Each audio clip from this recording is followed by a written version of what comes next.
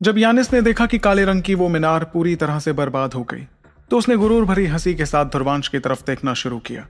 लेकिन इससे पहले कि वो कुछ भी कहता, अचानक उसे एक आवाज सुनाई पड़ी और उसने देखा कि एक सुनहरा चक्र तेजी से घूम रहा था, जो उस जगह पर तैयार हो गया था जहां विजय स्तंभ तबाह हुआ था।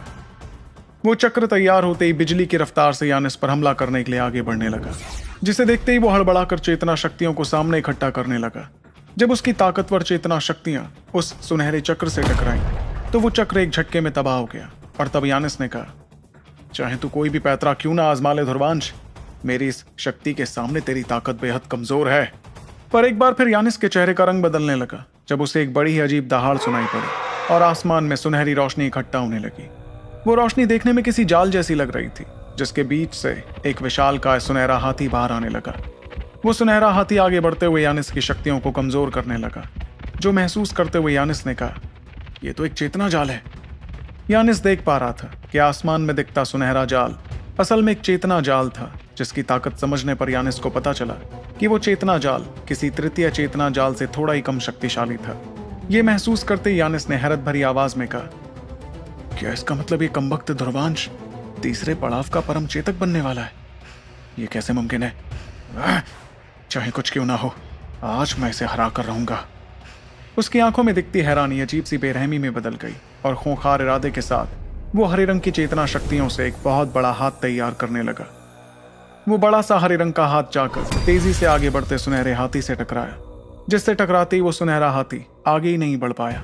तब यानिस ने हाथों की सील बदलते हुए चिल्लाकर कहा, खत्म कर दो इस हमले को।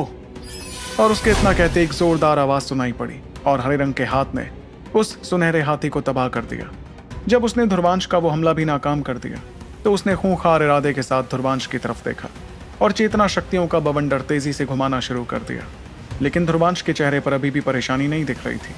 उसका चेतना जाल यानिस ने तबाह तो कर दिया था, मगर वो चेतना जाल ध्रुवांश के सबसे ताकतवर चेतना जाल नहीं थे। इसलिए ध्रुवांश ने अपनी आंखें बंद की और ढेर सारी चेतना सील तैयार करते हुए उन्हें आसमान में इकट्ठा करना शुरू किया। उसके ऐसा करने पर आसमान में लाल रंग का एक बहुत बड़ा जाल तैयार होने लगा, जिसकी शक्तियां महसूस करने पर अनगिनत नजरों में खौफ दिखाई देने लगा। तब कुछ लोगों ने हड़बड़ाते हुए कहा, यह तो एक तृतीय चेतना जाल है, मतलब ध्रुवांश एक तीसरे पड़ाव का परम चेतक योगी है। तभी तो उसके चेहरे पर डर का नामो निशान तक नहीं दिख रहा है, जबकि उसके सामने यानिस जैसा खतरनाक परमवीर खड़ा है। हर तरफ शोर मचता रहा और खुद बुजुर्ग जोरांश के चेहरे पर हैरानी दिखने लगी। वो यही सोचते हुए हैरान हो रहे थे कि आखिर ध्रुवांश ने इतनी जल्द तृतीय चेतना जाल कैसे तैयार कर दिया था। ये सोचते हुए उन्होंने धीमी आवाज में कहा, लगता है इस लड़के को चेतना जाल का दिल बनाना आता है, मगर यह अभी शुरुआती पड़ाव में ही है। सभी देख रहे थे कि किस तरह ध्रुवांश का तैयार किया गया चेतना जाल लाल रंग से चमकता जा रहा था। उसे देखकर ऐसा लग रहा था जैसे पूरे आसमान में आग फैल गई थी। आसपास की जगह तक धुंधली पड़ गई थी और उस जगह की गर्माहट में इजाफा हुआ। वहीं पहाड़ पर मौजूद मिखाइल ने भी आंखों में चमक के साथ कहा, तीसरे पड़ाव का परम चेतक योगी, इस ध्रुवांश से लड़ने में तो मजा आ जाएगा।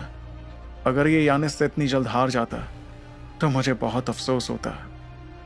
जहां मिखाइल अंदर ही अंदर खुश हो रहा था, वहीं लैला और बांगुर भी अभी आमने सामने आ गई थी। दोनों के बीच तनाव का माहौल था, मगर दोनों ने ही किसी पर हमला करने की भूल नहीं की थी। बांगुर लैला की तरफ देख रही थी, लेकिन आसमान में तैयार होते जाल पर जैसे ही उसकी नजर पड़ी तो वो दंग रह गई।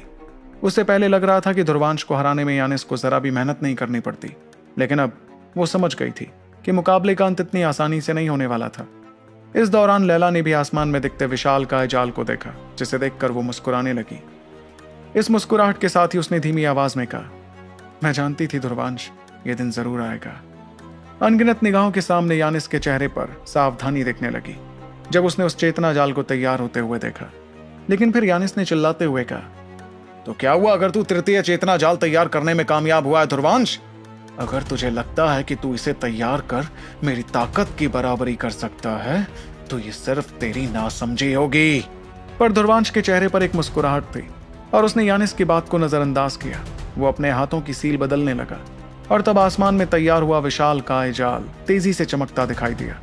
अगले ही पल उस जाल में से धधकती हुई आग की लपटें निकलने लगी, जिन्होंने पूरे आसमान से बरसते हुए यानिस की तरफ रुख किया। उस खौफनाक नजारे को देखकर ऐसा लग रहा था जैसे आसमान से आग बरसने लगी थी। देखते ही देखते आसमान से बरसती वो आग एक बहुत बड़े और खूंखार राक्षस में बदलने लगी, जिसके सिर से आग के बने 2 सींग निकल रहे थे। इतना ही नहीं, बल्कि आग से ही उसका पूरा शरीर बना था और उसमें ऐसी दिल दहला देने वाली चेतना शक्तियां थी जिससे आसपास की हवा की नमी तक पूरी तरह गायब हो गई। उस खतरनाक शैतान को तैयार होते देख सभी लोगों के मुंह खुले के खुले रह गए। तब धुरवांश ने गूंजती हुई आवाज में कहा, चेतना भस्मासुर जाल, जाओ और इस लड़के के गुरूर को स्वाहा कर दो। धुरवांश के इतना कहते ही आसमान में तैयार हुआ वो हजारों फुट बड़ा अग्नि शैतान लाल रंग की रोशनी में बदलकर सीधे यानिस की तरफ बढ़ने लगा। इस दौरान उसकी ताकत से धुरवांश के आसपास दिखता बवंडर तक गायब होने लगा था। इतना ही नहीं, बल्कि उस आग से जमीन तक पूरी तरह सूख चुकी थी और वो तेजी से यानिस की तरफ बढ़ता जा रहा था। लेकिन जहां उस बेहद खतरनाक हमले को देखते हुए बहुत से लोगों की आंखों में खौफ नजर आ रहा था, वहीं यानिस के चेहरे पर तो एक अजीबोगरीब मुस्कुराहट दिखने लगी। अपनी तरफ बढ़ते उस अग्नि शैतान को देखकर यानिस ने कहा, इस शैतान की मदद से तू मुझे हराने के बारे में सोच रहा है? वैसे तो ये ताकतवर है, लेकिन ये इतना भी ताकतवर नहीं है कि मुझे हरा सके। बस बहुत हुआ धुरवांश, अब ये मुकाबला खत्म करते हैं। ये कहकर यानिस आगे आया और उसका शरीर अजीबोगरीब रंग से चमकने लगा। सिर्फ यही नहीं, बल्कि उसके शरीर से एक अजीब सी दहाड़ सुनाई दे रही थी, जिसके बाद सभी की नजरों के सामने यानिस का शरीर बदलकर हजारों फुट बड़ा होने लगा। हर कोई देख रहा था कि कैसे यानिस एक बहुत बड़े और ताकतवर तिलिस्मी जानवर में बदलने लगा था। उस भयानक तिलिस्मी जानवर का रंग हल्का नीला था, मगर उसके शरीर पर बाघ जैसी धारियां बनी थी। उसके तैयार होने पर सभी के रोंगटे खड़े हो गए और तब कुछ तजुर्बेदार लोगों ने घबराते हुए कहा, यह तो प्राचीन बाघ दरिंदा है, यानी फेरिस्त का 50वां सबसे ताकतवर तिलिस्मी जानवर। इस यानिस ने आखिर इतने ताकतवर तिलिस्मी जानवर का आत्मिक अंश हासिल कैसे किया? बहुत से सीनियर्स देख रहे थे कि कैसे एक नया योद्धा ऐसा मुश्किल मुकाम हासिल करने में कामयाब हो गया था, जबकि ऐसा करने में तो अच्छों के पसीने छूट जाते। ऐसे ही हैरान सीनियर्स में लुहार भी शामिल था, जिसकी आंखें फटकर बाहर आ गई थीं। वो समझ गया था कि जो नया योद्धा इतने खतरनाक और ताकतवर तिलिस्मी जानवर का आत्मिक अंश हासिल कर सकता था, वो जरूर किसी मामूली परिवार से तो नहीं आया होगा। तब उसने हल्की परेशानी के साथ कहा, अब देखना है कि इसके इस हमले का जवाब धुरवांश कैसे देगा। दूसरी तरफ उस भीम का तिलिस्मी जानवर ने धुरवांश की तरफ देखते रहना जारी रखा। तभी उसने हंसते हुए धुरवांश से कहा, क्या बात है धुरवांश, तुझे क्या लगा कि सिर्फ तेरे पास हुक्म के इक्के हो सकते हैं, मेरे पास नहीं?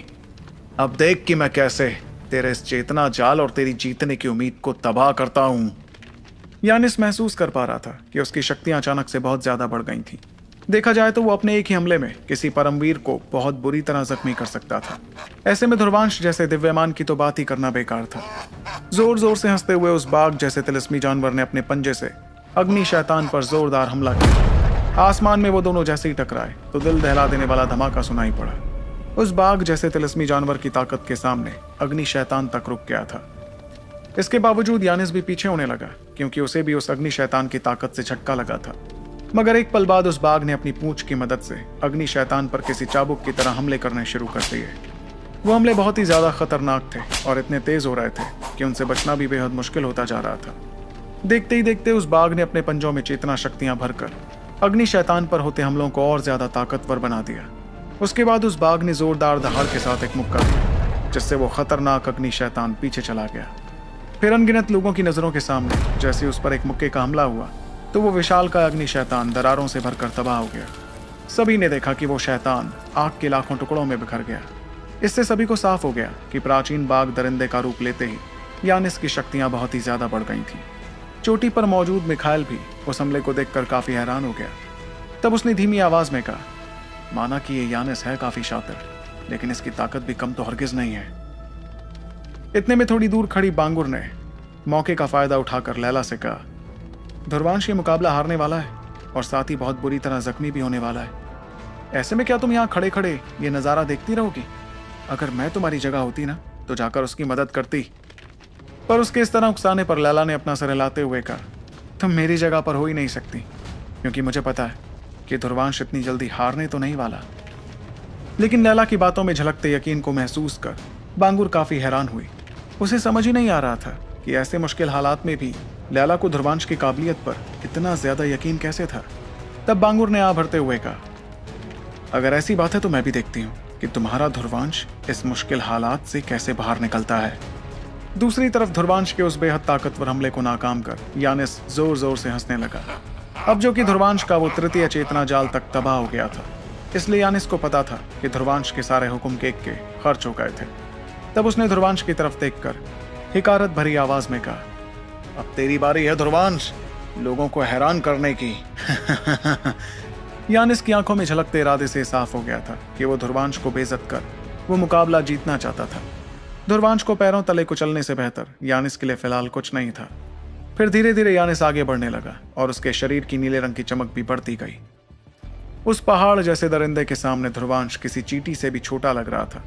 इतने में यानिस ने अपने पंजों में इकट्ठा हुई चेतना शक्तियों से ध्रुवांश पर एक जोरदार हमला कर दिया, जिसके साथ उसने कहा, और यह मुकाबला ध्रुवांश राजवंशी के खात्मे के साथ खत्म हुआ।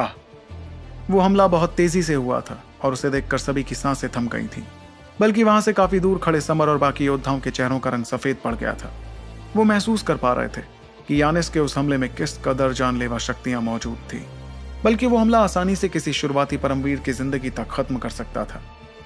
ध्रुवांश ने उस हमले को जब अपनी तरफ आते हुए देखा तो उसकी आंखों में अचानक काले रंग की आग जलने लगी। इसके अलावा उसके शरीर से रहस्यमयी काले रंग की आग निकलने लगी थी। इस आग को देखकर दूर खड़े बुजुर्ग जोरांश के चेहरे का रंग बदलने लगा। फिर उन्होंने तुरंत अपने बगल में खड़े दोनों बुजुर्गों की तरफ देखा, जिनकी आंखों में भी हैरानी साफ नजर आ रही थी। इन बुजुर्गों को ध्रुवांश के शरीर की आग में एक बड़ा ही खतरनाक एहसास महसूस हो रहा था। यह एहसास बहुत हद तक वैसा ही था जैसे कोई योद्धा तिलस्मी जानवर का आत्मिक अंश इस्तेमाल करता हो, लेकिन तब भी एहसास उससे थोड़ा अलग था। जिस वक्त वो तीनों हैरान दिख रहे थे, उतने में बाघ का वो जानलेवा पंजा आकर ध्रुवांश के शरीर से टकरा गया, जिससे एक जोरदार धमाका सुनाई पड़ा। पूरा पहाड़ इतनी जोर से कांपने लगा था जैसे वो ढहने वाला हो। वहीं नीले रंग की चेतना शक्तियों ने आसमान को घेर लिया था। इस दौरान नैना और जाफरान भी घबराने लगे और दुआ करने लगे कि ध्रुवांश कैसे भी करके उस हमले से बच जाए। तब समर ने गौर से ध्रुवांश की तरफ देखकर कुछ महसूस करते हुए कहा, इस हमले के बाद भी ध्रुवांश अभी तक खड़ा कैसे है? ये सुनकर पास ही खड़ी नैना और बाकी लोग भी दंग रह गए और ध्रुवांश पर गौर करने लगे। सभी के सामने नजर आया कि नीले रंग की रोशनी जो ध्रुवांश को पूरी तरह ढक चुकी थी अब गायब होने लगी थी और उसकी जगह काले रंग की रोशनी ने ले ली थी। वो रोशनी पंजे के नीचे से चमक रही थी और देखते ही देखते उस बाघ का पंजा काले रंग की आग से भर गया। इस जलन को महसूस कर यानिस ने तुरंत अपना पंजा वहां से अलग किया और सभी ने देखा कि कैसे काले रंग के दो बड़े पंख उस बड़े से गड्ढे से ऊपर आने लगे। वो पंख बहुत ही ज्यादा शक्तिशाली थे और उनकी मदद से ध्रुवांश यानिस के जानलेवा हमले से बच पाया। तब सभी ये सोचने लगे कि ध्रुवांश जिंदा कैसे बच गया, बल्कि ऐसी ही हैरानी यानिस के चेहरे पर भी थी और उसकी आंखें अब खून जैसी लाल हो गईं। बार बार ध्रुवांश को खत्म न कर पाने का एहसास अब उसे बेहद नाराज कर गया था।